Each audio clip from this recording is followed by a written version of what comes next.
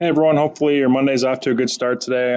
Today I want to talk about electron configurations and how atoms are built and the notation that we use to show that. So we're going to try to relate what we did on Friday with the Hogg-Hilton activity to electrons. And I'd like you to try to use the periodic table as a pattern and try to help with kind of understanding how we move across it and what the regions are and why that's going to be kind of important for us. So what I want to do is show you and kind of how they relate to the Hogg-Hilton. So if you notice here, we have a yellow section and a pink section there. We're just going to focus on those two sections today and then give you some time to practice. So we call these the blocks. So we have the S block and the P block is what we're looking at. And what these are is they're our orbitals. And orbitals are just a shape and an area where electrons could be in an atom. So what we do is just like our rules with the Hogg-Hilton, we have to start with the lowest energy first. And what we do is always start at energy level number 1, and we always work from left to right on the periodic table. So what we're going to do is use arrows to represent electrons, just like we would with our pigs. We're going to represent up and down spins from our electrons. So what we do is we start out with 1 because that's the level, the energy level we are on our periodic table. And then we always start with the S block. So just think about that like floor 1, room S. And so we're just going to use that pattern. And what we do is we draw a little line above it to kind of indicate a hotel room. And for each column on the periodic table, each column, when you have 2 columns, that's 1 room. So anytime you have an S block, there's 2 columns in the S block. You can only ever have 1 room in the S block. So only ever 1 line. So what we're going to do is represent electrons. So we're going to start with 1 that goes up and 1 that goes down. So now my room is filled, and each arrow represents an electron. So now my room is filled, and now I need to go up to the next energy level. So now I'm going to go up to energy level 2. And since I'm on the left side, I always go from left to right. So think about it like walking down the hall. You always start close to the stairs on the left. My block is the S because we always start on the left.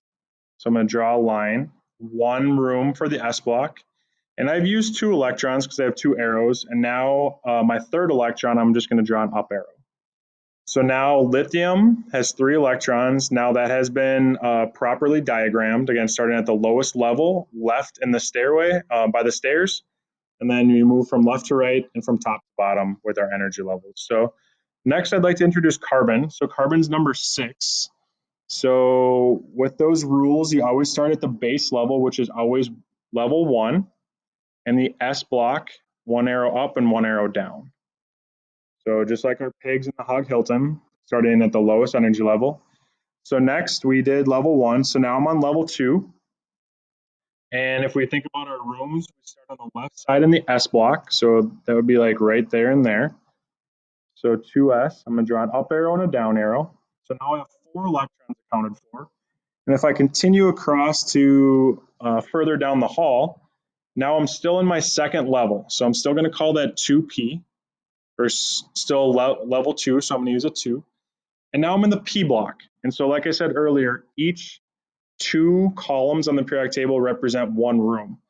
So 1, 2, 3, 4, 5, 6. So that means in the P block, you're going to draw 3 different rooms for the P block. Okay, so we're going to continue with our rules. Every time you start a new room, you have to have 1 arrow in there first. So I've used 4. So I'm going to do an up arrow is 5 and an up arrow is 6. So now we have 6 arrows. We followed the rules. We started at the lowest energy level first and moved from left to right, going down the hallway or going across the periodic table. So I'll do 2 more examples for you. Neon is next, so we need 10 electrons. So I always start in energy level 1. I always start in the S block because it's on the left of the periodic table. So 1 arrow going up, 1 arrow going down. There's no 1P because there's no pink for the level 1. So now I go up the periodic table at energy levels. So now I'm in the 2. I'm over here in the S block, so 2S. 2 columns, so it means 1 room. So 1 up, 1 down. So now I have 6 more electrons to put in rooms. So I move across down the hallway. into the second energy level. So I still use the number 2 because that's floor 2. But now I'm in the P block. So now I'm looking at what elements are over here. Okay, so P block has 6 columns, so I can do 3 rooms. So I'm going to put that's number 5, 6, 7, 8, 9, 10. So now I've used 10 electrons because I have 10 arrows. I followed my rules. And one more. So same kind of general startup. I always start with floor number 1. I always start in the S block. So I've used that room. And if you want to like cross them off as you go, you can do that too. Oops, my eraser is not working here. So then I go to my second level. So level number 2, I always start on the left side of the periodic table, which is my S block. 1 arrow up, 1 arrow down. I move down the hall, still the second level, but now I'm in the P block of rooms. And each 2 rooms, or each 2 columns is 1 room. So that's number 5, 6, 7, 8, 9, 10. So I'm getting close. So I've used all the rooms in the second floor. So now I'm on the 3rd floor.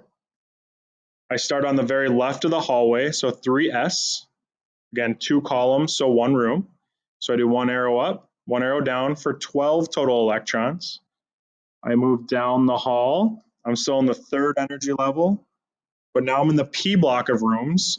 In any P block, you can have 3 lines. So I have 12, 13, 14, 15, and 16. So that's my intro. Again, I would use this periodic table as your guide, going up and down and then across the room. So reach out if you have any questions. Otherwise, we'll have a little practice and shoot me any questions if you have them. Otherwise, have a great day.